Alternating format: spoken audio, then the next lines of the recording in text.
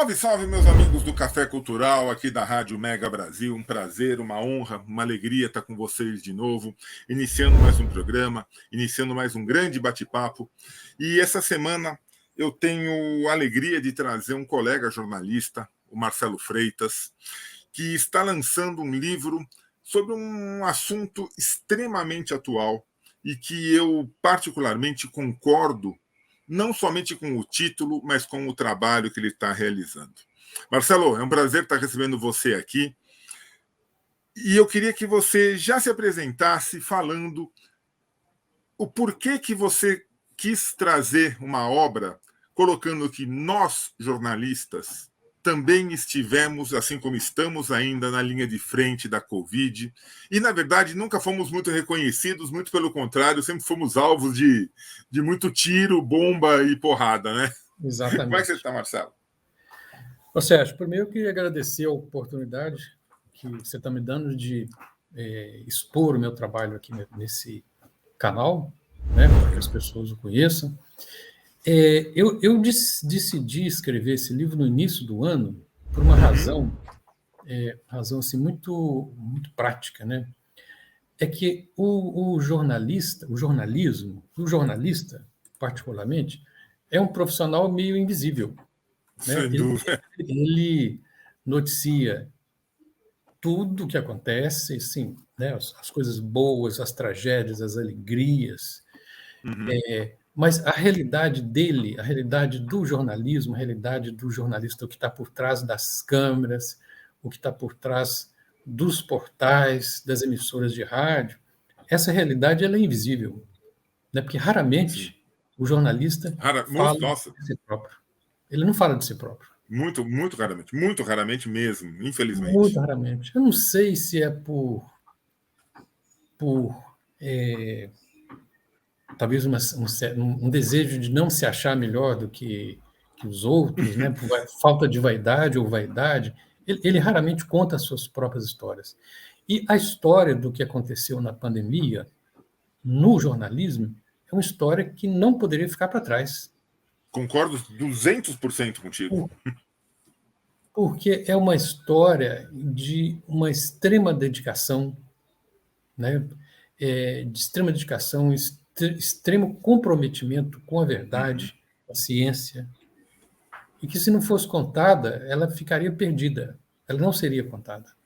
Então, E que foi dificultada, né, Marcelo? Eu acho que o trabalho não somente do jornalista, o trabalho dos enfermeiros, que na verdade foram os grandes heróis, eu acho que os grandes heróis de todo esse processo estão lá na linha de frente da medicina.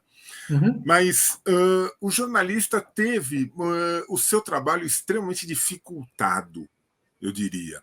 Sabe, a nossa intenção de levar informação, o jornalista não faz mais nada do que levar informação. A gente tenta ser isento, o mais isento possível, mas apesar somos seres humanos, né? Nós temos as nossas emoções, então, ainda mais num processo como esse, colocar a emoção de lado foi muito difícil, mas foi extremamente dificultada por todos os fatores políticos, sociais, né? O que teve de agressão a jornalista, uma coisa fora do normal. No livro eu relato assim, vários casos de agressões a jornalistas.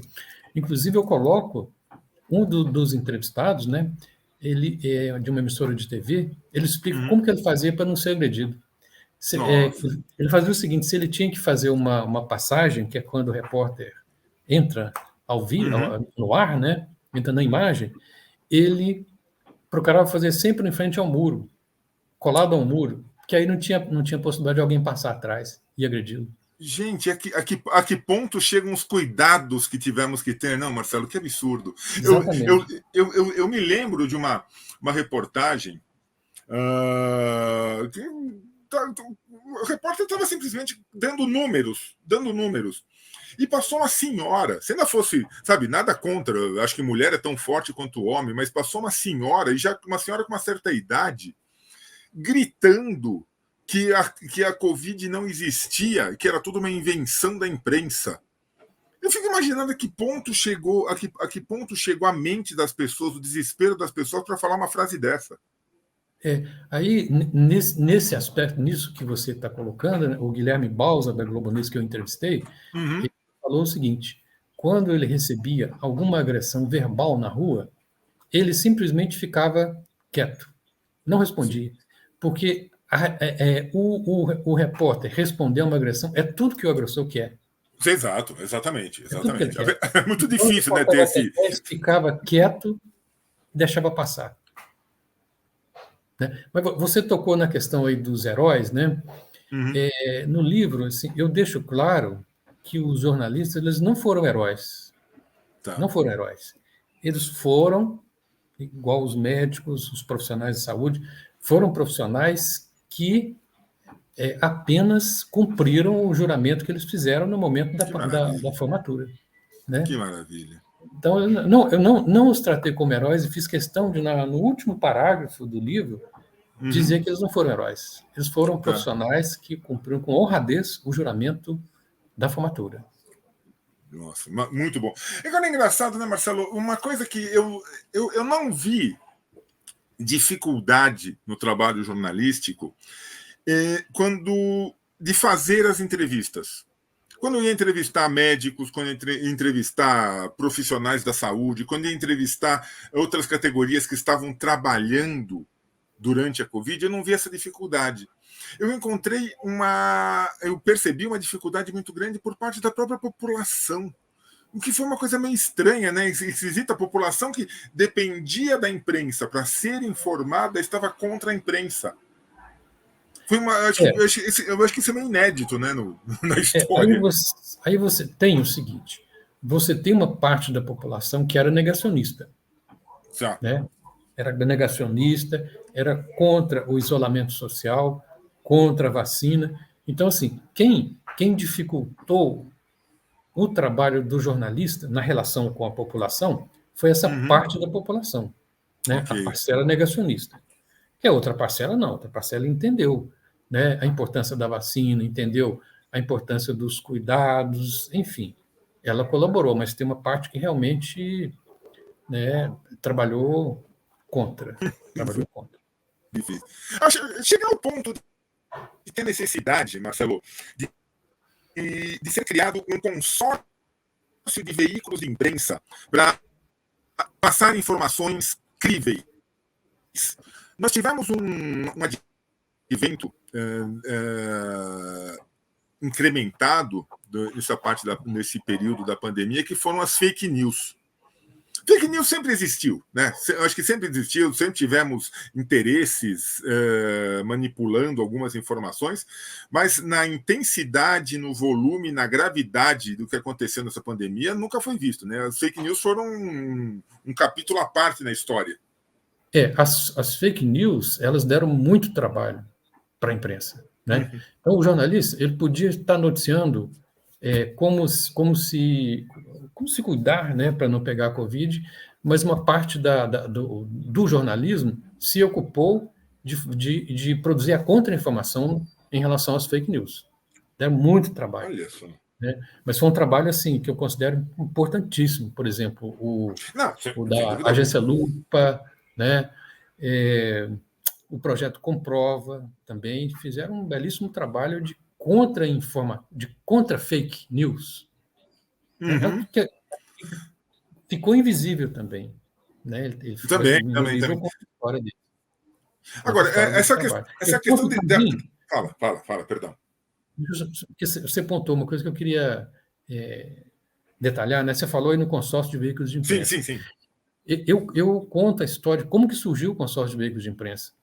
Surgiu como uma reação. Você lembra de uma declaração do presidente de que agora não vai ter mais no Jornal Nacional os números da pandemia? Ali começou a surgir o consórcio de veículos de imprensa, como uma reação a uma decisão do presidente de inserir, de disponibilizar as informações sobre a Covid somente depois que os telejornais da noite forem ao ar. Umas loucuras, né? Umas doideiras. Surgiu uns 10 dias depois. Foi formalizado uns 10 dias depois. E está aí até hoje. Não, eu considero um grande legado da pandemia, sem dúvida. Se é que se pode falar em legado, o consórcio de veículos de imprensa. E numa velocidade incrível, né? Se a gente for pensar em 10 dias, criar-se um consórcio com diferentes veículos, com rádio, TV, com jornal, com sites. E veículos concorrentes também, né? Concorrentes, mas que nessa hora esqueceram esse ponto. Nessa hora, a concorrência era um detalhe. Um detalhe. Agora, é assim, e foram buscar fontes críveis. Fontes onde, assim, olha, o número dado pelo consórcio de veículos da imprensa nunca foi um número oficial, mas era o número que a população acreditava, e até hoje é assim, né? Mas nunca foi desmentido também. Certo, nunca foi desmentido. Certo. Né? Então eles foram buscar a fonte básica dos números, que são as secretarias estaduais de saúde. Né? Na verdade, o que o Ministério da Saúde faz é a totalização dos dados das secretarias estaduais de saúde. Então, o que os veículos de imprensa fizeram? Eles foram na fonte do Ministério da Saúde. E eles passaram a fazer a totalização dos dados. Né? Coisa simples de ser feita. Não é nada complexo. Basta querer fazer e basta se ter um momento em que isso se mostrou necessário. Na verdade, eu acho que o grande problema não é fazer, é a necessidade de fazer uma coisa dessas. Né? Não haveria essa necessidade se não fosse um negacionismo, se não fosse uma vontade de esconder, enganar a população, porque é difícil a gente falar uma coisa dessas, que havia uma vontade de esconder números, mas fica difícil a imprensa trabalhar com alguma coisa que não pode ser verificada, né? Mas naquele momento, no momento em que surgiu o consórcio de veículos de imprensa, havia uma decisão deliberada de se esconder os números da Covid. Ali havia. Foi por isso que surgiu o consórcio. Que coisa maravilhosa. Tal. E nessa tua obra, Marcelo, você trabalha com depoimentos de diversos jornalistas, de diversos veículos, todos contando como que foi essa linha de frente, né? Eu entrevistei em 4 meses, eu entrevistei 61 profissionais. Que legal. Eu entrevistei nos veículos de comunicação, eu entrevistei editores e repórteres. Os editores para que eles me dessem, né, a linha, como é que foi a organização do veículo, a linha adotada. Os repórteres para que eles mostrassem como foi o trabalho, né, realmente lá nos hospitais, na rua, na redação também. Eu entrevistei também assessores de comunicação que tiveram muito trabalho na pandemia, como, por exemplo, a assessoria de comunicação do Instituto Butantan, que teve um trabalho assim, monstruoso de fazer a contraofensiva à tentativa de descredibilização da vacina do Butantan. Então, eles tiveram um trabalho assim, monstruoso. Entrevistei o assessor de comunicação do Ministério da Saúde, que trabalhou com o Mandetta, o Renato Strauss, Mandetta, o Nelson Teich e um pedacinho inicial do Pazuello, para que ele contasse como é que era estar ali naquele, né? Naquela situação. Olha, você sabe que esse, desde o começo, eu não sabia quem era, mas eu falei assim, olha, o assessor do Ministério da Saúde... Muito gentil, me deu uma longa entrevista. Mas, olha, deve ter sido um desafio para ele, né? Deve ter sido um desafio para o Strauss.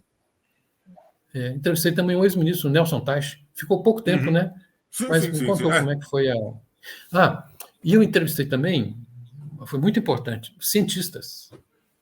Para que eles contassem como era a relação com os jornalistas, como foi a relação com os jornalistas durante a pandemia, que eu considero que foi uma parceria assim, extremamente proveitosa, porque o jornalista, sem a informação da ciência, ele não ia ter muito como divulgar o que seria correto. Agora, da mesma forma que os cientistas, sem a imprensa, não teriam os canais para que a informação chegasse ao grande público. Então, assim, um completou o outro com uma precisão incrível. Né? E foi uma parceria das mais... E que vai ficar, né, Marcelo? Eu acho que isso tudo é permanente, pelo menos é sustentável, vamos dizer assim. Eu não diria permanente, porque a nossa profissão é uma profissão muito volátil, vamos dizer assim. Mas ela é muito sustentável, ou seja, essas relações podem ser... Elas podem continuar, elas podem ser aprimoradas para futuras. Sabe, a pandemia não acabou ainda. Eu, particularmente, não considero a pandemia encerrada. Apesar de que muita gente fala que já acabou, não acabou. Eu acho que a gente tem muito ainda a vivenciar dessa pandemia, mas nós temos muito ainda a aprender com ela. E eu acho que o legado vai ficar durante muito tempo, né? Eu acho que a pandemia ela deixou vários legados, né? Deixou o legado do consórcio dos veículos de imprensa, deixou o legado da importância do jornalismo de ciência, que estava sempre foi um jornalismo meio esquecido, meio segundo plano, né? Uhum. Eu acho que deixou o legado também de que é possível fazer jornalismo não presencial, ou seja, não estando os jornalistas numa redação. Eu, pessoalmente, acreditava que não seria, antes da pandemia, eu acreditava que não seria possível. Né, que não ia O funcionar. famoso home office, né? O famoso home office.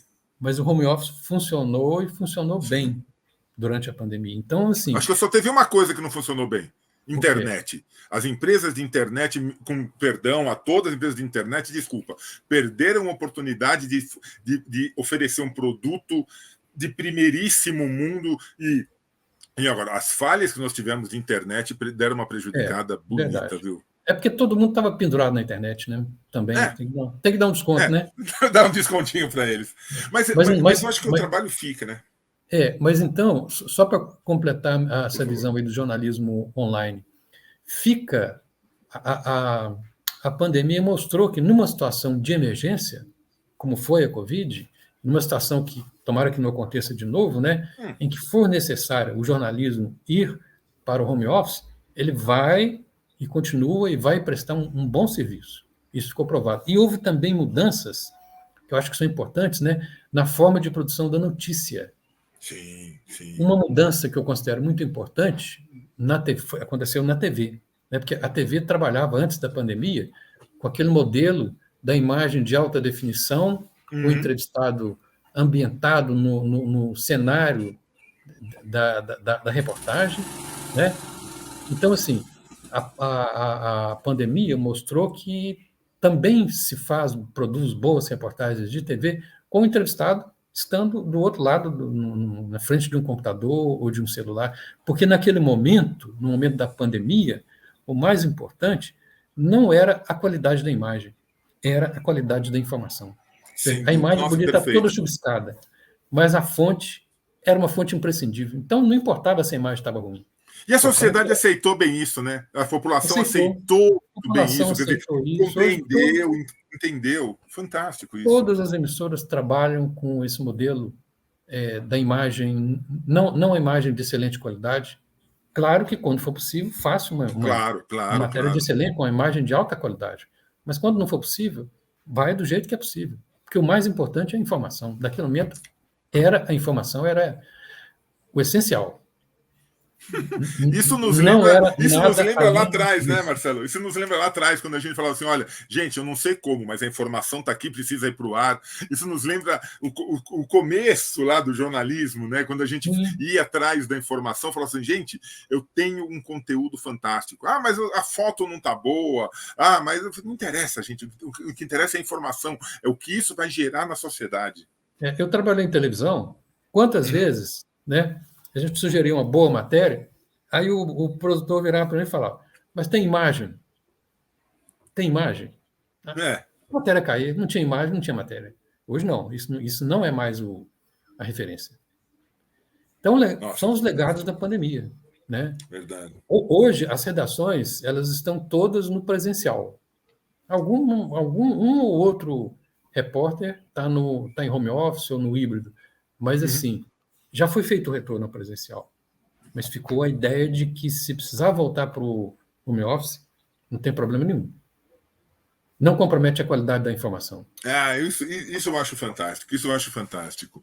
Agora, e uma coisa que eu acho que isso fica, a relação do jornalista, do profissional jornalista, com as suas fontes e com a sociedade, tirando, obviamente, esse lado dos negacionistas.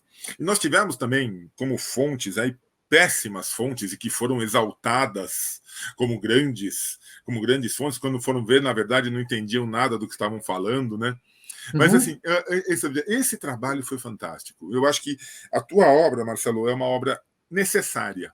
É uma obra necessária para mostrar que nós tivemos, e é que a gente falou, não foram heróis, não tem nada de heróis, nós estávamos simplesmente cumprindo aquilo que um dia, lá atrás, ou pouco, muito atrás, ou pouco atrás, foi proposto, que é de ir atrás da informação para levar conhecimento, para promover o conhecimento da sociedade. Sim, Agora, sim. o quanto isso foi dificultado que me chamou a atenção, Marcelo. Incrível como teve gente, como emissoras, como teve segmentos da sociedade que lutaram contra isso. Realmente, isso me chocou, me chocou. Realmente. Me chocou. Teve muita gente que foi contra. Né? Agora, e por que ser contra especificamente alguns veículos, Marcelo? Incrível isso, né? Nós tivemos aí há pouquíssimo tempo, tivemos a notícia aí que a Globo foi pedir a renovação da concessão.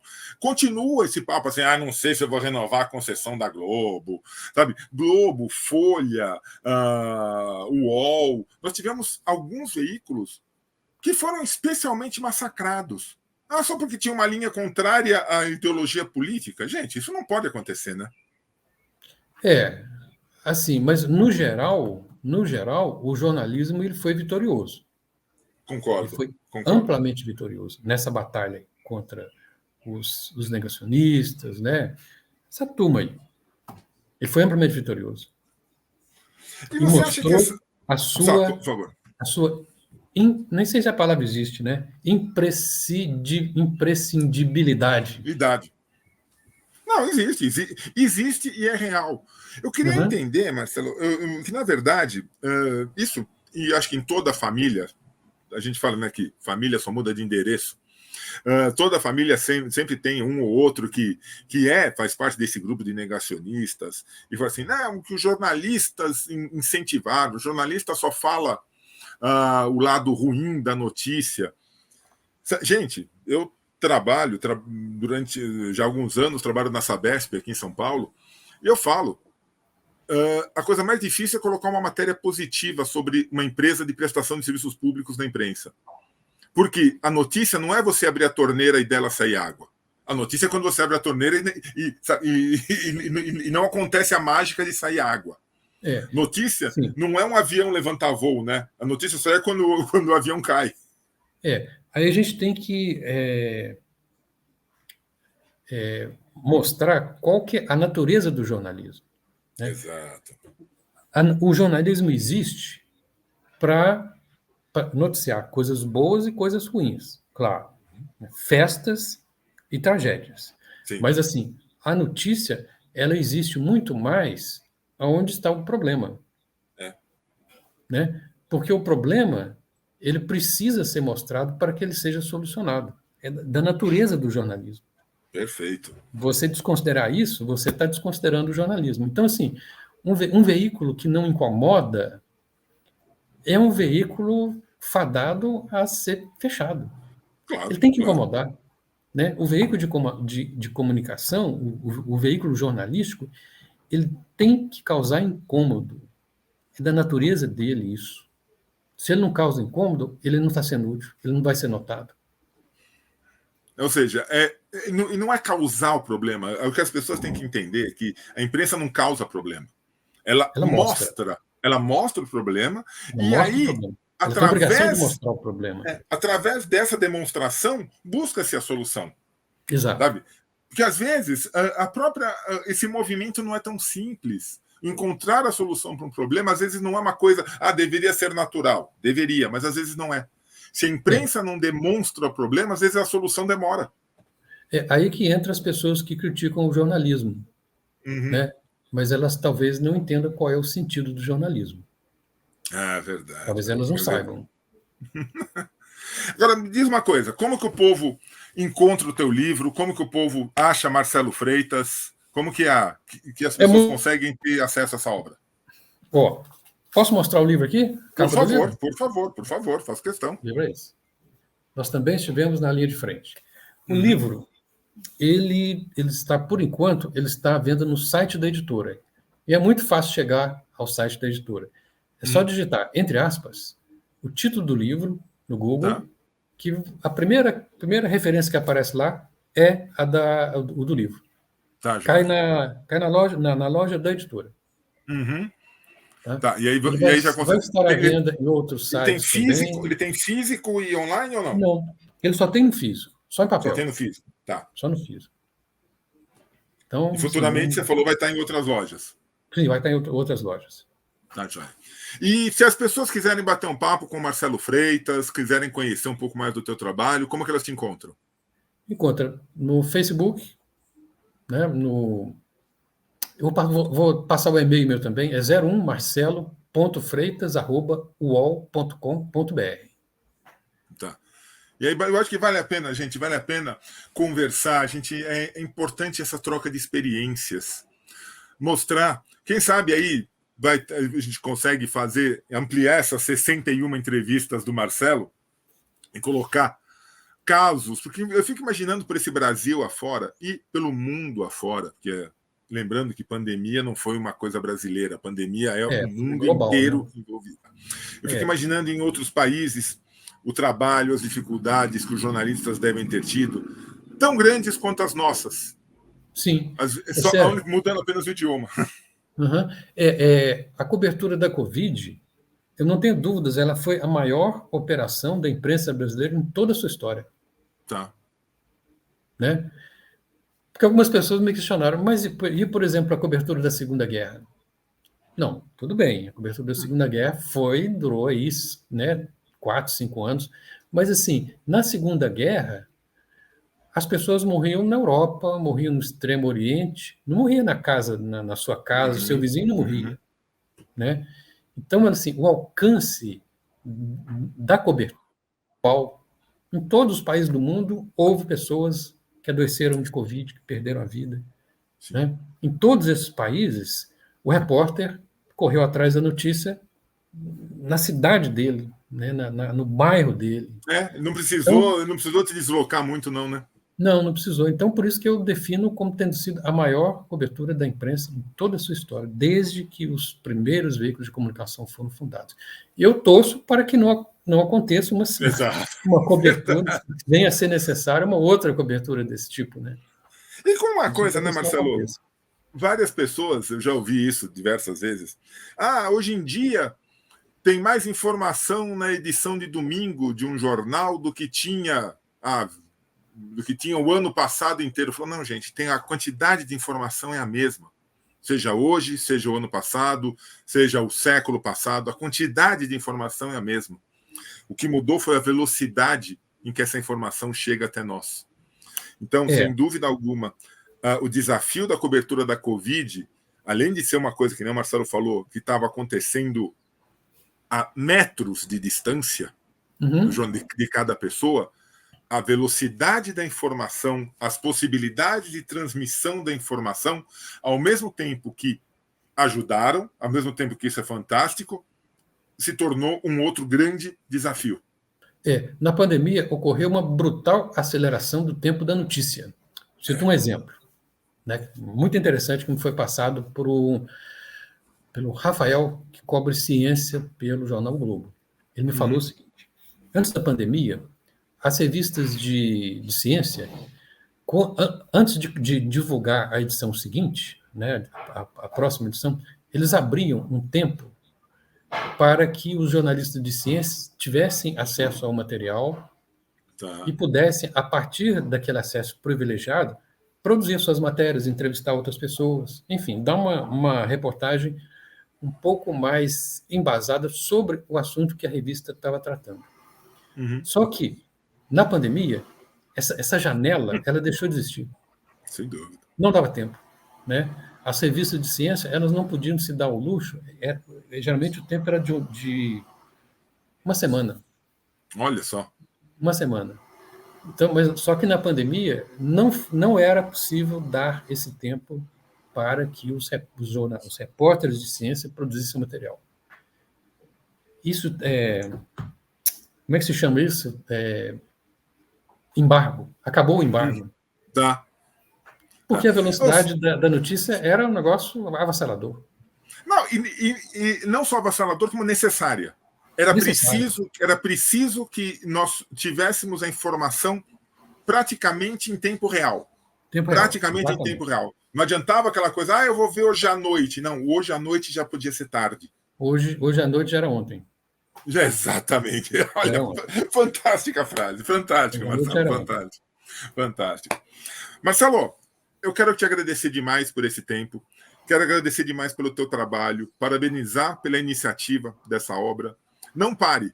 Não pare. Se você tiver oportunidade de nos trazer mais depoimentos, se tiver a oportunidade de trazer depoimentos de jornalistas de outros países, por favor, continue esse seu trabalho, porque... Eu entrevistei, inclusive, o jornalismo no exterior.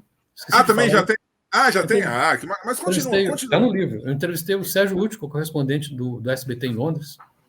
Contou como é que foi lá, como é que foi a relação com os outros jornalistas, né, a visão que o Brasil passava no exterior em relação à pandemia. Nossa, muito interessante. Ou seja, uma obra que não somente nós jornalistas devemos ler, mas que todas as pessoas precisam ler para compreender um pouco melhor o desafio. Eu lembro, viu, Marcelo, quando eu escolhi ser jornalista, a primeira coisa que eu fiz foi jogar o meu relógio fora, porque eu tive uma das primeiras aulas que eu tive na faculdade de jornalismo, eu tive um professor já falecido, que ele falou o seguinte: esqueçam a hora. A partir de hoje, vocês estão 24 horas em trabalho. Então, a primeira coisa que eu fiz foi tirar... Naquela época ainda se usava relógio de pulso, né? Hoje em dia não se usa. Está voltando agora os smartwatches. Mas a primeira coisa que...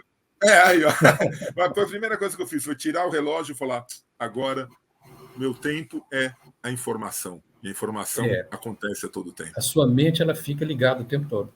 Mas é bom que seja assim. Sem dúvida alguma. É necessário. Marcelo, muito obrigado. Tendo novidades, fala com o Admilson, volta aqui e vem tomar mais um café com a gente, por favor. Pode ter certeza. No mais, agradecer novamente pela oportunidade, por esse espaço importante para estar falando sobre o meu trabalho. Que é isso, meu amigo. Um grande abraço e a gente volta já. A gente volta logo, semana que vem, com mais um Café Cultural aqui na Super Rádio Mega Brasil. Obrigado, gente. Até mais. Tchau, Marcelo. Obrigado. Tchau.